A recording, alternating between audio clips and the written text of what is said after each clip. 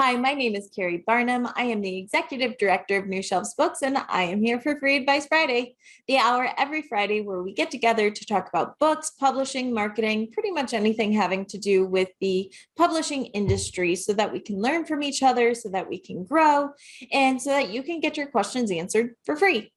We do invite questions live right here on Zoom. It's newshelves.com/FAF. You can join us any Friday you'd like, or we take questions in advance to questions@freeadvicefridays.com, and we do our very best to respond to those on our live call. So we have some questions in today, and also just some things in the industry to talk about. Namely, I'm sure we've all seen the chatter going on that hardcover and hardback books on KDP are becoming a much bigger beta test. They're still calling it a beta. It still has a little beta sticker on it, but almost every account that I've been in and that I've heard from authors has this opportunity. I've actually heard of exactly one person who said, my account does not have the ability to do hardback yet. One person out of the many that I speak to. So I think it's becoming definitely a very widespread beta for hardcover. As far as hardcover, you can now order hardcover author copies at a discount, the author discount. When you are printing a hardcover at KDP, the print price for a black and white title is pretty darn close to Ingram Spark, as is the quality. You just have less options. It's case laminate only. And then for the color, so color on Amazon is only premium now. So color hardbacks on KDP are actually more expensive than Ingram Spark because Ingram Spark gives you more options for your color printing with standard or premium and the more options. So there we have it. KDP is definitely doing more of a widespread beta test on your hardbacks.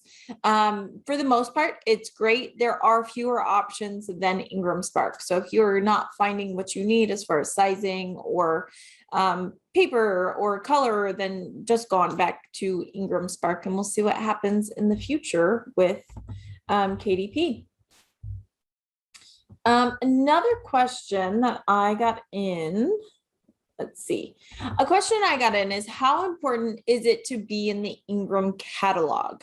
And so my response here is kind of twofold. Do you want to be in the Ingram catalog, meaning that your book is available from Ingram wholesale so that retailers, libraries, etc., can buy your book? Absolutely. We talk about this all the time. If you want the industry, kind of libraries and bookstores or retailers, gift shops, zoos to buy your book, then we really need your book to be available via wholesale, typically on Ingram.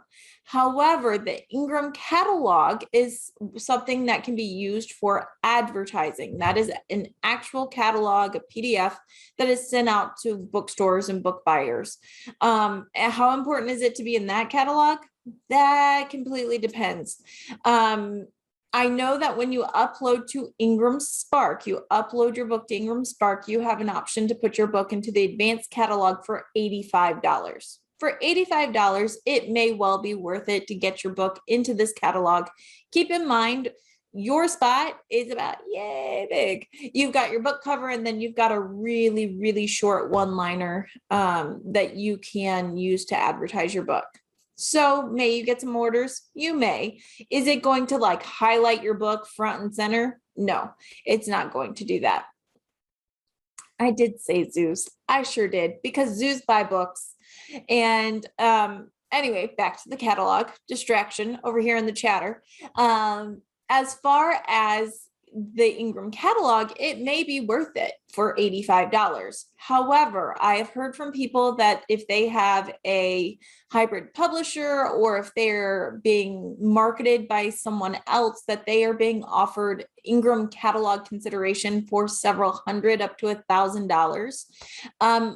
I'm not sure what that is, but my gut tells me it's probably not worth it. You would have to have a lot of books to get that kind of ROI just to be placed in their general catalog. And again, it's $85 through Ingram Spark when you upload your book there. So unless it's a special presentation to Ingram buyers or something along those lines, I would say probably not, especially for, again, a couple hundred to $1,000, just to be presented to the buyers with all the other books. Maybe it's a different program. I don't know, but I'd certainly be asking, and probably, again, it's not worth it. As long as your book is available through Ingram Wholesale, you can then take that information, you can create a sales sheet, and you can start pitching yourself to buyers for a couple minutes a day, which is what I recommend anyway. And again, time or money, you need one to market a book, and sometimes you need both. And if you don't have either, then good luck. But so yeah, $1,000 to go in the catalog, not something I would be jumping on. Let me see. All right, we had a couple of things come in for review, which I love, books for review. The first one is actually a one sheet. And since we were just talking about pitching yourself to bookstores and retailers with a one sheet, why don't we take a look on over there? All right, you guys should, if I did this right, I either shared my whole messy desktop or I shared a one sheet. Hopefully it's the latter. So looking over here, this is a one sheet for Delmar the Dinky. So Pat's book right here, this is something that you could use and you could send to libraries or bookstores. You could send it as a way to kind of promote your book. So let's take a look here and appreciate all of the things that were done really well and look for ways that we could optimize this so that it could be used more. Or maybe there are certain times where you'll want a one sheet for different areas. This one sheet as it is right now has a lot going for it in the sense that I like it's got a lot of white space. It is clean. We've got the cover over here. I love that little guy peeking out. That's cute. I like that we've got the title up here. We've got all of our ISBNs, which is smart, and the pricing, which is also smart. Here, though, you say available at your local independent bookstores or Amazon.com. This is fine if it is meant to go to the end customer. If you are putting this up on social media, or if you are just trying to tell people about your book, this is great. If, however, you are trying to use this to pitch bookstores or libraries, this is problematic right here. As far as pitching bookstores, libraries, the industry, we don't want to really mention Amazon. You can to libraries, certainly not to bookstores, and they want to know where your book is available wholesale. So I would be more inclined right here to say available at Ingram at a full trade discount, assuming you have a full trade discount, which is a 40% discount to the buyers, which means if you're using Ingram Spark, you are setting your discount at 55%. So again, available at Ingram at a full trade discount. Ebook available from Overdrive, if it is, saying that the ebook is available from Baker and Taylor if you're using to draft to digital. The wholesalers want to know where they can purchase. And again, while about a third of libraries do order from Amazon, and they may want to know it's available there, if you're intending to use the same one sheet for both bookstores and libraries, we do not want to mention Amazon. It's like Voldemort. We pretty much just don't want to mention them. So keep that in mind as well.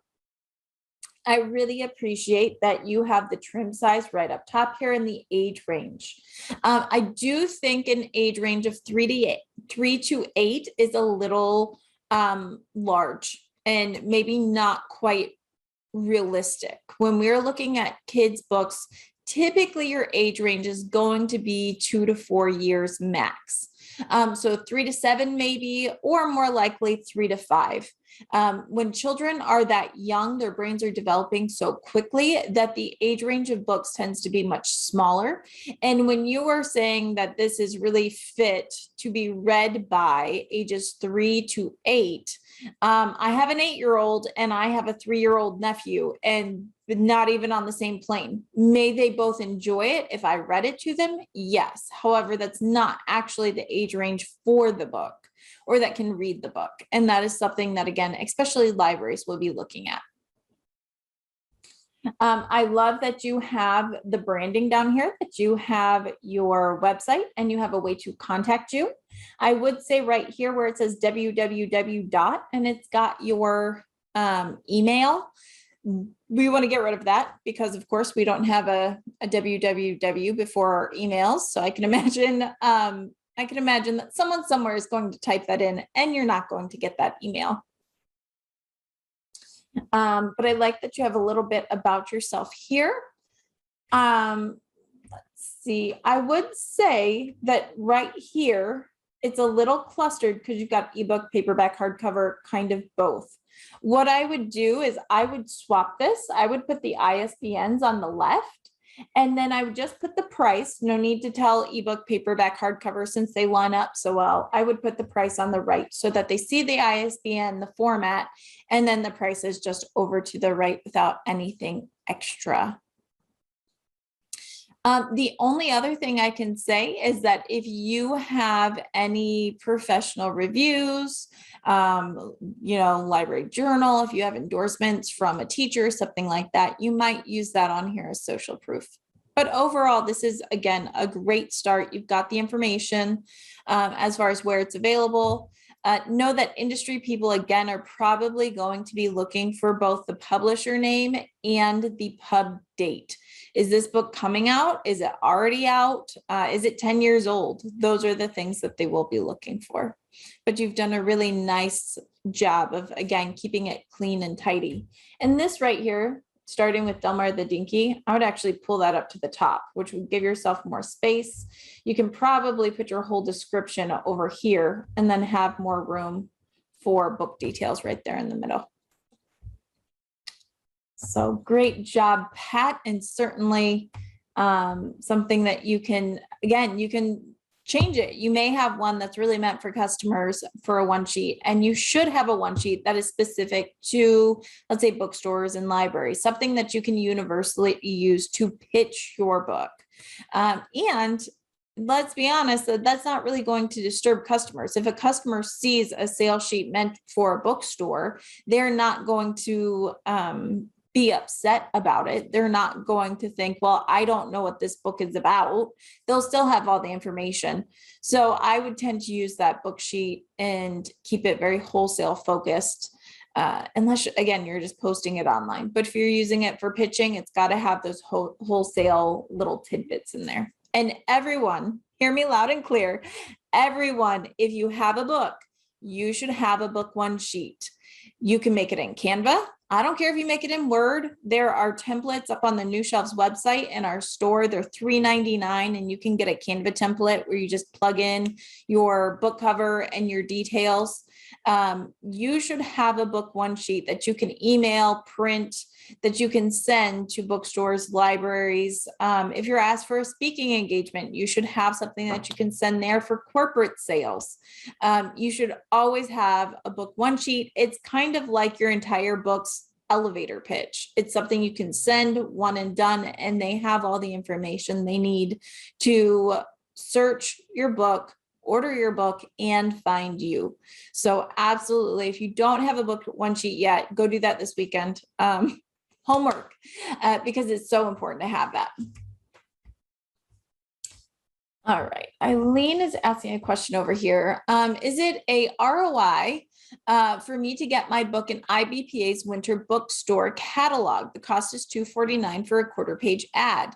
IBPA is very well respected. They have great programs, and what they're doing is they are putting together a catalog where you get a quarter page, a half page, different options, but they're putting together a catalog that they will be sending out to independent booksellers. It does go out to a wide audience. It does get looked at by book buyers.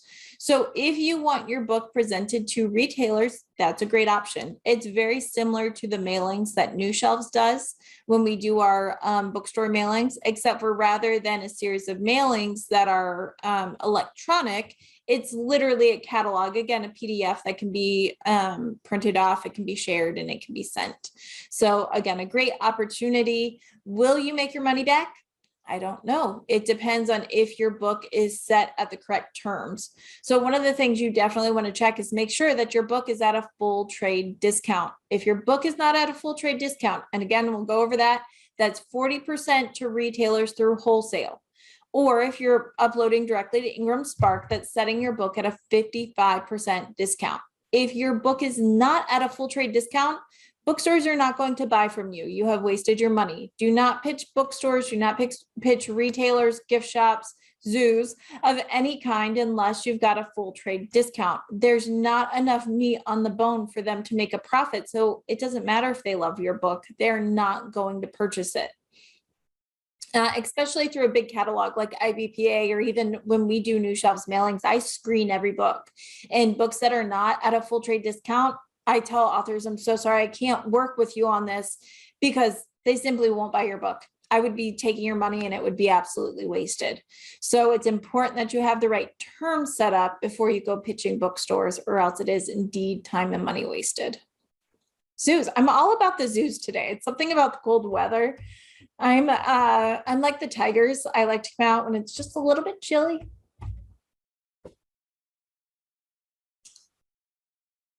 All right. Yes. So what wholesalers should you list? What wholesalers should you list when you are doing a one sheet? Typically, Ingram. Ingram is where bookstores will buy their books, and it's where many libraries buy their book. And you are looking for a full trade discount. Again, that's 40% to the retailer. That's not what you said at Ingram Spark. It's what the retailer gets is a 40% discount. So Ingram, and if you are also trying to include places that libraries will enjoy, not only Ingram, but if your book is up on Overdrive, the ebook is up on Overdrive, which if you use Draft to Digital, it is. If your book is exclusive through Kindle Select, it is not on Overdrive. But you can go to overdrive.com and search your book to find out if it's there. Then you know if you can list it or not. You also, if you're using Draft to Digital, you can mention Baker and Taylor ebooks, Hoopla, Bibliotheca. These are all places that libraries will use. And of course, if your book is through traditional distribution, where you're using a distribution warehouse for offset print books, so you got 5,000 copies of your book printed, it was sent to a warehouse for distribution and is out that way, your book is most likely, the print book is most likely available at Baker and Taylor as well. So you'd want to mention that. So it's important not only to have great distribution, but to know what your distribution is and what the terms are. If you go into a bookstore and you say, hey, I'd like you to carry my book, and they're going to say, great. Is it carried at Ingram? You need to know yes or no if it's carried there. You need to know your ISBN, and you need to know your discount. If they look it up and it's only at a 10% discount, they're not going to buy it, and you won't get a second chance. Sometimes they will do consignment, but that's only if you literally go in and you're close enough to do that. So these are just things to keep in mind for when you're going to pitch people. You need to be prepared. Don't go and be like, well, I don't know, or I'll look that up and tell you later. You immediately lose credibility when you do that.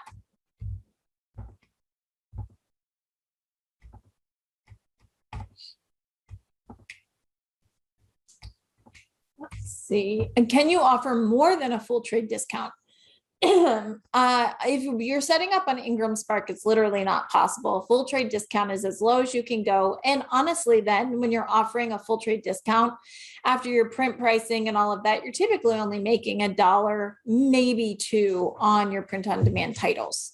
So not only is it not profitable that way, it's like you can't set it lower than the 55%. Could you offer it to bookstores? You could. I mean, you could do it on a consignment basis if you wanted to, but then you look a little desperate. You have gone beyond meeting what the trade requirements are, and you look desperate to make a sale. So I wouldn't suggest that.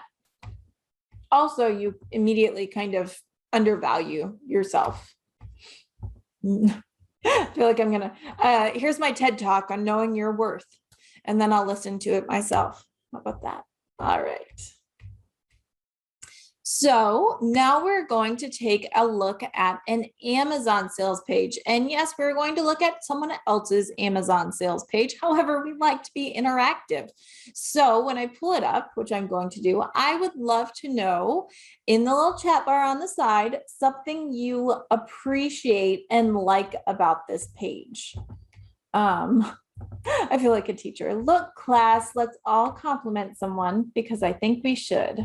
Let's see. All right.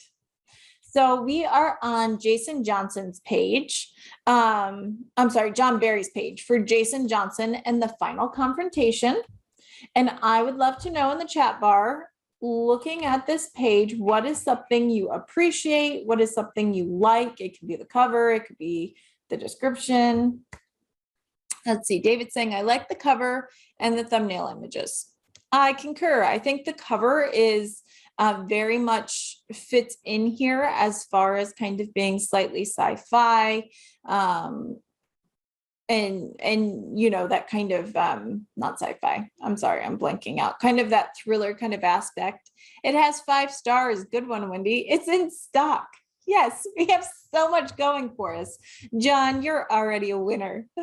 And so I agree. I think it's a nice cover. I like the title up here. I will say that this is a little hard to read, which I wouldn't go changing, but it's something to consider for next time. You might have been able to do some shadow or shading with some brighter white behind that to make it pop off the cover. But overall, really clean design. It pulls you in, you know the genre, which I appreciate. And here, Eileen just hit on it. We like this opening, this tagline. If C.S. Lewis and Tom Clancy collaborated on a novel, it would be like this one. That, John, is genius. I absolutely adore what you've done there because that is a hook. And you have immediately given me 2 very well-known authors that I can say, oh, I have an idea of what's happening here. I'm going to expect a little bit of fantasy with a whole lot of thriller. And that is, again, a genius marketing move. My advice here would be to take this whole headline right here, put it in bold, and then give us some white space. You know, start a new paragraph. Let your tagline stand alone on the intro. I really appreciate that. I will say here, you've got this description, which is good. You've got your description here, but it's long. And you know what readers are going to do? This is what I did. Wow, C.S. Lewis and Tom Clancy, this guy's awesome. I like it already. And then I look down here and I go, oh, and maybe long-winded. I'm not sure I'm ready for all that today. So how can we remedy that? What you've done here is down below, you have put 2 reviews right here. I would take these out. I'm not saying get rid of them, but I would take them out. And I would move these reviews down to where they are intended to go, which is in your editorial review section. Down here, you would have editorial reviews.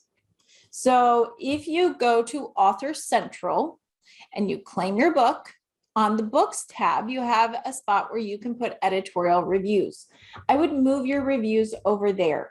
That way you immediately are about halving your description. You're not making me feel weary simply reading about the book. And that will immediately get you people to be more excited about your book. In a description, people want to know enough of the story to be tempted and teased, but they don't want to feel like they've read the entire book in your description. And I see this a lot. Either a description is too short or too long. We want to have that like blissful in between of a couple paragraphs without feeling like a chore. Let's see. Yeah, and Vicky's saying she likes the all caps at the first sentence for the reference hook. And I agree. I think it works here. We often say, don't use all caps. It's like screaming. However, when it's your tagline, it works. I would just, again, put it in bold. Something I'm also noticing right here, speaking of knowing your worth, is your paperback is $7.95. So for your $7.95, this is 282 pages. John, you are selling yourself short. This book should easily be priced $12.99, $14.99, even $16.99. And I think what you've probably done is you've priced it low in the hopes that you will get people to buy the book. You want to make it affordable. However, what can happen when you price a book this low is that you drop the perceived value. I see a book that's $7.95 and I'm either thinking they're trying to get rid of it, or this is actually a dinky little book and it's not a full size book, and that's why it's only $7.95.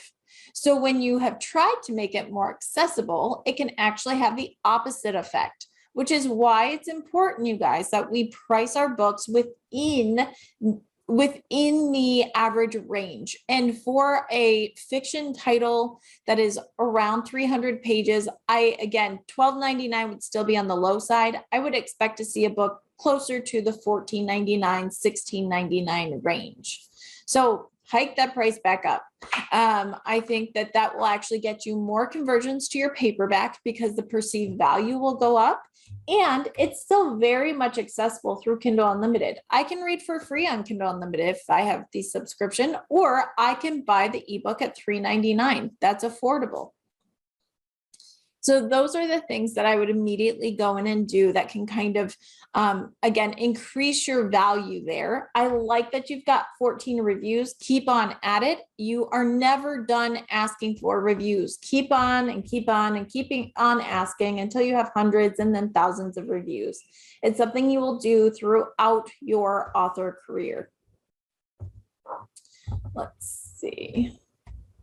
Yeah. So will he need a new ISBN or just a price barcode? No, when you increase your price, you do not need a new ISBN. You keep the same exact ISBN. If you are on KDP and you don't have a price barcode, you do nothing. You just increase your price. If you have a price barcode for Ingram Spark, I highly recommend that you do, then you would need a new price barcode. You would just put that new price barcode onto your cover and upload the new cover file to Ingram Spark. So it's just a new price barcode. I do have a YouTube video on how you can do that yourself for free in about 10 minutes. So this is not a huge deal. You're changing your prices, updating your barcode, but this is not a new edition. It's not a new ISBN or anything like that. All right, and looking down here, I like, John, what you've done is you have really given yourself some great categories. You have niched down so you can rank higher. And what I like about this is it looks like you've been very honest. You have not gamed or scammed the system, but you have worked with the system to optimize your space online. And that's really smart. I would suggest that if you haven't, you can have up to 10 categories on your book. And I would recommend that you go and research and perhaps add a few more. And whatever category you're ranking the highest in will show up at the top. It'll be the top 3 categories will always show up. So give yourself more opportunity to show up in searches, to ranking categories, and to optimize your book on Amazon so that you get more views for free. And I think, let's take a look over at the Kindle book here. I think it's pretty much set up the same. So all of this really is the same over here. Yep, all the same stuff. And it looks like you have actually perhaps done some more over here for the categories. So great job. You are doing yourself a favor over there. Yes, that's a great point. So Caroline's saying where it says independently published. So over here, let's go back to the paperback. Great catch, Caroline. All right, which I love. This is why we do this as a group, because you guys are smarter than me. I love it. All right, so over here where it says publisher, I highly recommend that you make your own publishing entity name. You create your own publishing house name and you publish under that. It will immediately make you look more professional. So doing that, making sure you do have to make sure that in your Barcode account, you create a imprint with your publishing name so that it will match the same on KDP, and then you put it up there. It immediately makes you look more professionally published than if you just have the standard independently published, or God forbid, anything having to do with KDP up on there. So that is certainly something to consider as well.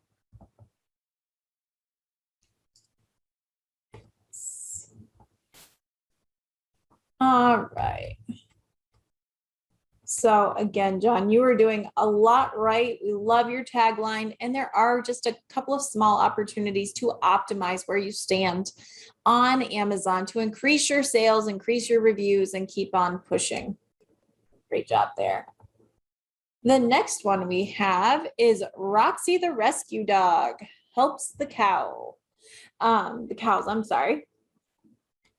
I like that you have this big sticker right here that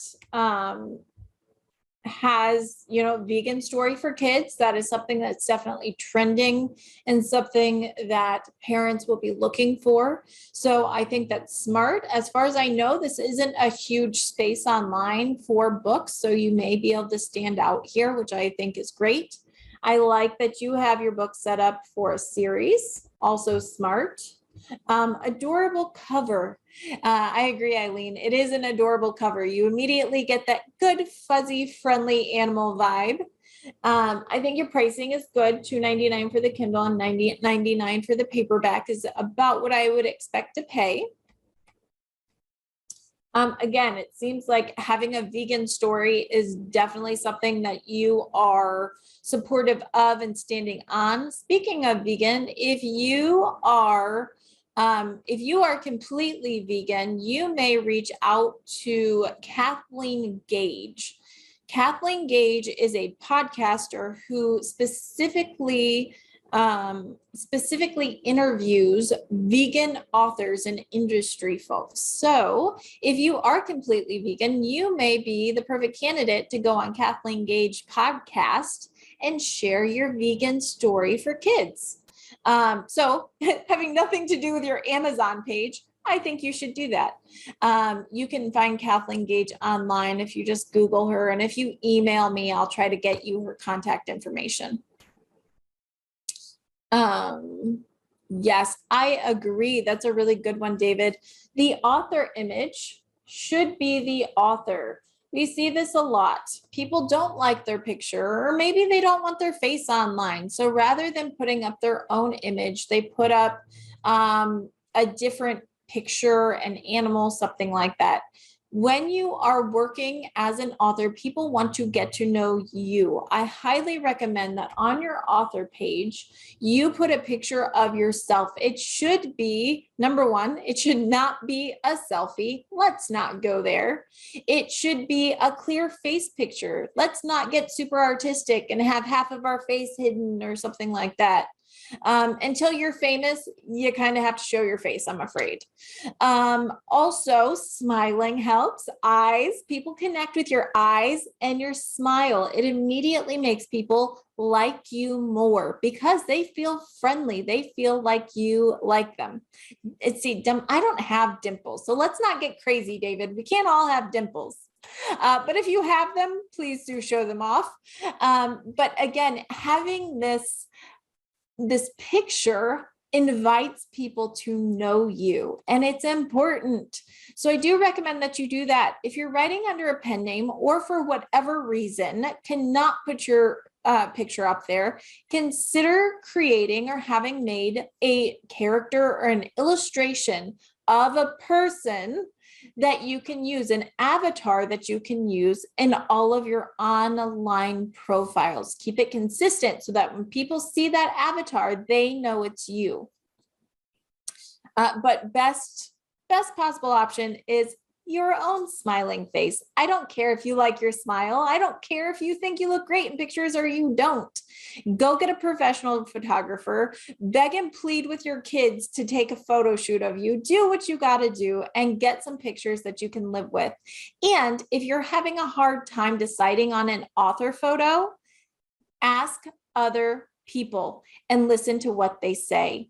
Having an opinion from someone outside who can tell you, that's a really great picture of you, many times you go, oh, I don't like that one. You see, I mean, my chin and my hair is kind of frizzy. But we are so critical of ourselves that we often don't do a great job of picking our own photos. So again, if you can't decide, go for outside help, put up a couple pictures and let people poll and say which one's their favorite, and then go for it. No one is judging you as harshly as you're judging yourself. All right. That's interesting. So Pat's saying as an older author, she chooses not to put herself forward as she feels there's a prejudice towards older people.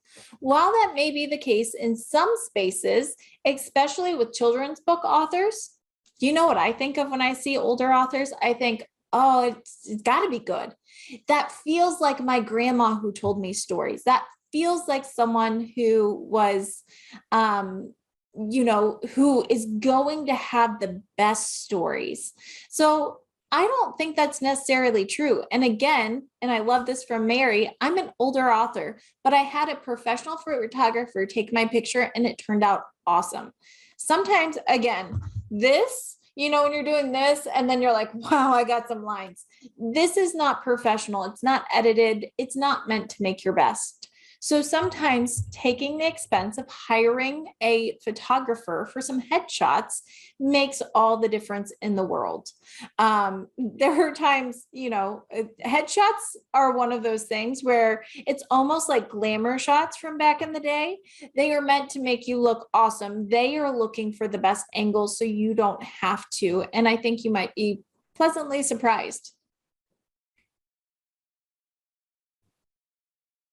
Yeah, I think of a lifetime of experience. So apparently here on Free Advice Friday, we are in support of authors of all ages. I think that you've got a lot of wisdom and you've got so many stories to tell. And I don't think that your age should hold you back, nor should you hide it. I think we should celebrate it. Yes, and authorship is different than screenwriting when it comes to age discrimination. I've got to agree with that too. All right, so off a little bit of our tangent and back to the book because we did go off a little bit. All right, so the things I like, you also have given your illustrator credit. I appreciate that. We got 3 reviews. I would continue working to get more reviews. Let's see. Let's get more story. Good, good, good. All right, so we've got our description here, which I like. And I also like that you mentioned here an age appropriate animal rights story, which is so important. Even when you want your kids to be exposed to things that are animal rights or diversity, inclusion, you still want it to be age appropriate. So putting that little nugget in there that this is an age appropriate animal rights story, I think is so smart because it keeps people from hesitating that maybe this is too much. I don't want to see a dairy barn and exactly what that might look like if it's going to scare my child or something like that. So I think that's super smart. And I do like that you have your mission on there. Since this book is so mission heavy and mission forward, I like that you've put that on there. I would say that in here, I would take your title and absolutely, I would take your title and I would put it in italics, maybe even put it in bold, give something for the eye to focus on so that it is going to stand out. And otherwise, I think your description's good. It's a great length. If you have editorial reviews or endorsements, put them down here. See, and you have great job. On this, I will say that when you're doing editorial reviews or endorsements, keep them short. I typically recommend a sentence or 2. Don't put a whole review on there. Keep it short and do multiples. And you've got a Goodreads review, which is great. Can you get an endorsement from a longtime vegan? Can you get an endorsement from a parent? Can you get an endorsement from a teacher or from someone at PETA? Going to different places to get your endorsements and keeping it short but having multiples will make you look like you have more social proof and authority. And so I would do that, and definitely, again, keep it short. We don't need the entire review, because then we're not getting to the juicy bits. No one's reading this whole thing. But if you have a sentence or two that combines the juicy bits together, as you should, again, we need to have our ellipses and we need to quote it appropriately. But if you do that, my eye will immediately read the important stuff, and I will spend less brain power on it, which is, again, what we need to do to make sure that people take that information and they process it. All right, again, you have been smart and you have optimized your categories, which is great. And you did True North Publishing, very smart there as well. Let's take a look at your paperback.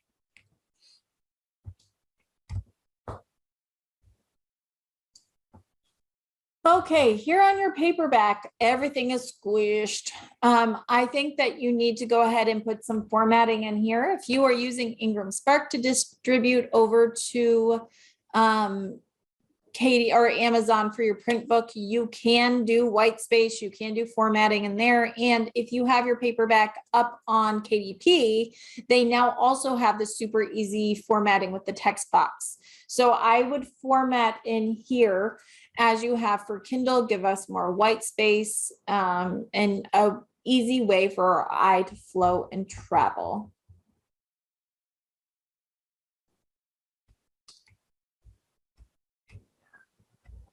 All right. I will get to that question in just a minute, Jane. All right. Here, this all looks good. Oh, see, and you have some more reviews here. So make sure, remember that when you put a review up or an endorsement up on Amazon through your Author Central page, it only shows up on the format you put it on. So you have to do your print books and your ebooks separately, and you have to put your reviews up on both places. And again, great optimized categories. Looking good, looking good. Let's take a look over at your author profile. Yeah, see, we've got all your books lined up. All right, we've got some descriptions over here. I like that you've got your website down there, so that's good. You've got your blog connected, which is very smart, because then what happens when I click here, I am taken over to her website. And what I would be doing is, as soon as someone pops up on your website, maybe not as soon, give it, a couple browsing seconds, but when you go over to their website, I would have a pop-up that says, hey, join our mailing list or claim this free gift, so that you are collecting people's email address for future marketing opportunities. That is how you get the traffic from Amazon over to your personal mailing list. I like that we've got pictures. I'm going to guess that this is Roxy, who is the rescue dog here. And we've got some illustrations and things which are smart. Keep in mind that these illustrations, this kind of stuff, can now go up on your A+ content. That is the type of thing that can go on your A+ content under each book, where it will be seen more and kind of show off the illustrations for that book on the book listing page. Yeah, these are great. So lots that you're doing right, some opportunities for optimization, but you've got a lot going on that's really good. So I keep that up and just keep on optimizing, keep on doing what you can to get more sales and more attention. We're going to take a break for just a second. Excuse me. And we had a question from Jane. We'll go back because we do have one more page to look at. Let's see. You're welcome, Carolyn. All right.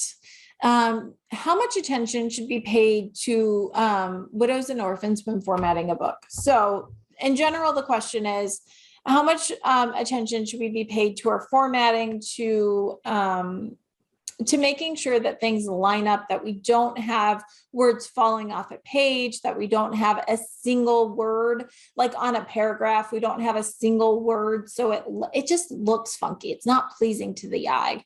So how much attention should really be paid to that kind of thing when you're formatting the interior of a book?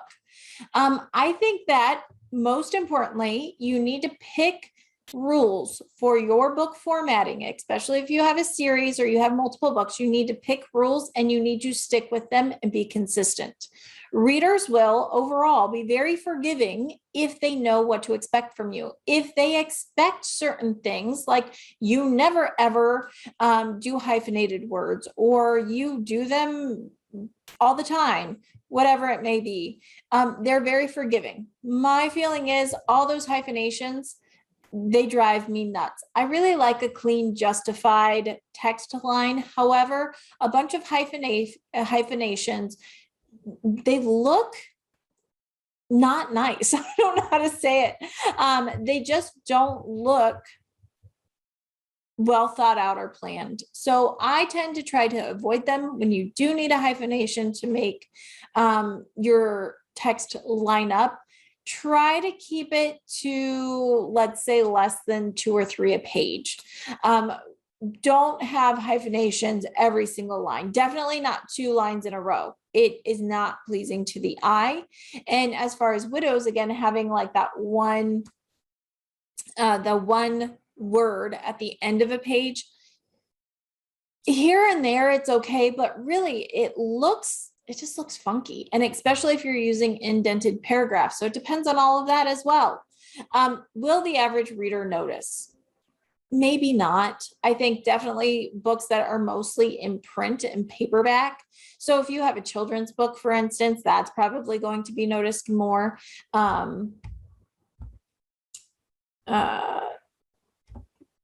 And so I think that it just depends. I would pay attention to it. I wouldn't fret and worry and sit on it, but I definitely would kind of make a standard format that you are looking for those things and looking to avoid them when possible. Would I say write a whole new line because you might have one of those things? No. Do I think you need to pay attention to it? Yes. I think overall user experience, the pleasingness that you, that it just makes the eye flow better, which makes it easier to read. Yes. And I love this. So Tara is saying, you put the words in my mouth that I didn't have. It's something we refer to as invisible design. When it's done well, you don't notice it. When it's not, it detracts from the subconscious impression a reader has. And that was said beautifully. Tara, that's exactly right. Is that when it's done really well, you don't even think about it. You don't notice it. But when it's not done well, it's something that you're kind of annoyed with. And while it may be subconscious at first, pages and pages of that, you're eventually gonna be like, this is annoying. It's hard to read. You'll slow down. You may even stop reading. Just like bad proofreading. It's one of those things that niggles at us. Yes, and designers can adjust character spacing and tracking to fix this. So it is something that can be tracked. It is something that can be fixed. If you're doing it on your own and you're learning as you design, it might be a little harder at first, but I do think it's important. Yes, and it absolutely appears less polished. Now, Scott is asking, what about a middle grade book? Do you still suggest full justification? Bet your bottom dollar I do. Justification is pretty much the standard for books, unless you are doing like a picture book, because picture books often have excuse me, different type of text where it's centered or it's, different, like a sentence on the page and it's moved around illustrations. But, and poetry books are different as well. They kind of are a feast for the eyes as well as for the mind. And so when doing that, poetry books have a little bit of leeway. Art books have a little bit of leeway. But when talking about chapter books, print books, we're typically looking for justification. It looks pretty. It looks like what we want to see. When we look at this page, this looks clean. It looks professional. It looks like something I actually want to read. It looks well done. And so that is important because not only is that going to affect your reader experience, but you take a book into a store or a library and, you ask the buyer to take a look at it. They look at it and they notice it's all jagged. You've got hyphens all over the place. What are they going to say? This looks like this person did this at home on Word. Wow, this looks great. You did this book all by yourself. It's great. Yeah, we'll consider it, which also means no, we're never going to carry this book because it doesn't look professional. So give yourself the best shot at getting your book carried in bookstores and in libraries, and of your reader enjoying the reader experience and not giving you bad reviews because it wasn't pleasing to the eye. Excuse me. All right. And for the last couple minutes, we've got one more Amazon page to take a look at. This one, we're popping on over to a series page by the one, by the only, Randall McNair. Randy, of course, is our pal over at Free Advice Fridays, and he has a series. He's got his bar poems, and then he's got the Swinging Door Saloon, or the Dispatches from the Swinging Door Saloon, Make It a Double, and then he's got his third book, Last Call, coming out soon. Yes, the crowd goes wild. And so we're going to take a look at this and all the things that we love. This, of course, being your series page, I like that you branded it a series. I like that you've got bar poems in there, and you've got all the information. Let's go on over to your actual sales page. I like that you've got these lovely award stickers right there on your book. So let's go over here. All right, lots to love. You've got 47 ratings and reviews. Love it. Keep on with it. I know you do. But I love that you've been working for those reviews. I like that you've displayed your awards on here. I think that's great. I like that you have your series done here. Over here, you have your description. I like that you've got a header here that immediately draws the eye. I like that you've got this call to action at the end. It works for this book. Buy Dispatches from the Swinging Door Saloon and drown your sorrows in verse today. And it's true. I've read this book. You can totally just, take it to happy hour and enjoy.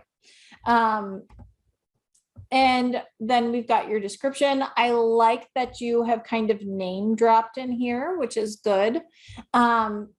What you may consider doing up at the top after we've got this right here and we've got your highlight, it may be smart to give not a comparison, but remember from John's book where he gave us C.S. Lewis and Tom Clancy, something like that. What can we expect from this Randall McNair? What kind of poetry? Is it funny? Is it sonnets? What can we expect? And I think having a nod to that might help you in poetry circles to sell a little bit more. And yeah, I'm getting a question over here. Is it true that once you get 100 reviews, Amazon gives you extra promotional boosts? That is true. Actually, you will notice a little bit of optimization from Amazon at several different points. 15 reviews, 35 reviews, 50 reviews, and 100 reviews. Amazon definitely noticed that, and they give you this slight little nod because what they are in the business of doing at Amazon is they want to promote a great customer experience. So when you get reviews that tell them customers are enjoying your product and they have a great customer experience, they optimize. It just boosts you up a little bit in their algorithms. So while there's no hard and fast rule, it is something that I've had confirmed by someone who worked at Amazon, and it's also something that is highly speculated outside of that. So will you find it straight from Amazon saying that? No, but I'll tell you, I've seen it in action, and I have heard again from a previous Amazon employee that it does indeed happen. So let's see. Look, Randy, please drive safely. Let's see. And that's why we have a replay, folks. So we don't crash. Let me see. All right, good things working here. I like that you have an audiobook. It's more to offer, which is great. You've got your hardcover, your paperback. I think your pricing is good. And yes, of course, I want to feel more alive. I like that as your intro. You want to feel more alive. Who doesn't want to feel more alive? And next to riding in your car with the music way too loud and the windows down and screaming out your favorite song, poetry is obviously the next best way to feel more alive. So gotta love that.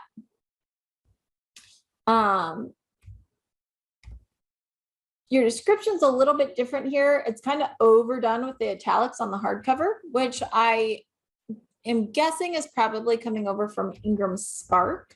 So that may be something you want to adjust there. And consider making sure that you have consistency throughout your book descriptions. Yeah, all good stuff here. Yes, including your blog feed would actually go over on our Author Central page. So we'll take a look at that in a minute. Let's go down, down, down, down. I believe you've got lots of reviews, which is great. Again, that note on taking the best little nugget and only doing that rather than a long review. I know when someone has so many great things to say about our books, it's so tempting to stick it all in there because we want everyone to know that this person waxed on and on about how awesome our book was, but they're not reading it. If you give them a couple of sentences, they will read it. Give them a couple of paragraphs, they've already read your description. They're ready to move on. So shorten it up where possible, like you did with the second and third review. I know it's going to be painful, but cut it down for that first review from Clive Matson. All right. I like that you have the from the author. This is a great chance to kind of speak directly to your customer for a personal plea, for a connection. Again, much like our smiling faces, it is a way to get a personal connection out there. And the from the author section, especially for a poetry book or a nonfiction book, is a really great way to do that. We have already established that I love Bits of Steak Press as a publisher name, mostly because I'm a big steak fan. I'm sorry for the vegans. I am truly sorry, but I do love steak. And so I like that. I think it's funny. I like that you have, again, optimized. Notice that Randy is in the top almost 5,000 or 500 in 3 different categories. That is massive optimization from Amazon. That means that Amazon is showing his book to more people in more categories for free. He's not paying for this. It is Amazon's algorithms naturally picking up that he is higher in the category ranking, and it is giving him more value here, and he's not paying for it. If you can market your book for free and you kind of set it up once and it does its thing, why wouldn't you? It just makes sense. So optimizing your categories is definitely one of the top things I look for when we are looking at optimizing your Amazon sales pages. So again, loving all of this, kind of all the same stuff we talked about. And again, 21 in Irish poetry. Look at you go. That means you're officially on the top 100 list, which means Amazon is giving you great optimization, again, for free. Let's take a gander over at Randy's profile. All right, we kind of covered this, Randy. I super love that you have your 2020 Writer's Digest Poetry Awards. However, your smiling face is also what people want to see. So keep that in mind. I like that you've got a video here. You've got some book trailers going on. You've got your awards up, which is smart. I do not see you hooked up to a blog feed. So if you have a blog feed, I would recommend that you do that. Let's see. And then you've got all your other stuff. We've got your your bio over here, which I appreciate. So the only thing I'd really say here is, excuse me, your blog feed. If you have one, let's go ahead and connect it and consider putting your smiling face here. Hold your books. Maybe you've got all your books kind of in your arms, hold your books, but give me a smiling face to connect to. I think that will be smart, but you do have a lot of videos on here. You even got in front of the video and talked, I believe, which is awesome. Very, very smart. All right. Mary's asking, would it be too long to put a one-page reader letter on the Amazon page? Yes, way too long. Short, sweet, couple of sentences. Dear reader, I wrote this guide to walking every day because I had joint and hip pain for years, and walking helped me recover and live my life. I want that joy for you as well. In health, whatever this person's name is. I completely made that up, but you get the point. It's just a way to personally connect with the reader, because your book description should always kind of be in that removed third person kind of thing. But when you have a from the author, you can speak directly to the reader, and that has value again on its own. But they're two different things. We want to keep it short and sweet. We don't want people tired of reading before they ever open our book.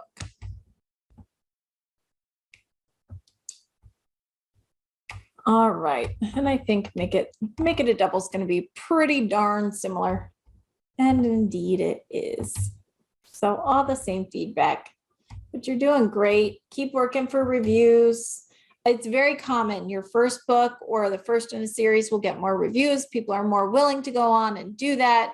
You can lean on, friends and your social media, and then people get tired of doing it because that's what people do.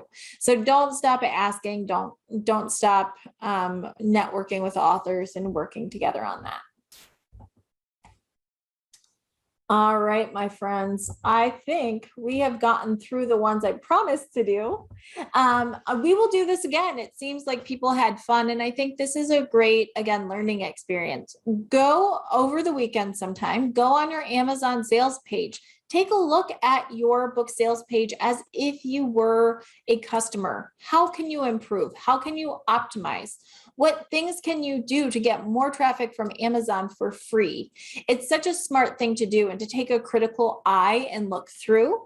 I'm sure we'll do this again, so keep that in mind. If you want your book page, whether it be a one sheet, your website, or your Amazon sales page, if you'd like a critique, let me know and we'll do it again sometime. And then certainly, of course, I do consulting where we sit down for an hour and we look at your platforms, we look at your social media and your Amazon sales pages, and we work together to make sure that it's optimized and done so you can go on knowing that you're getting the most out of your Amazon traffic and sales pages to convert those browsers to buyers, to make more money, to get more reviews, and to keep on writing, because I think that's, for the most part, a lot of us want to keep on writing and keep on growing.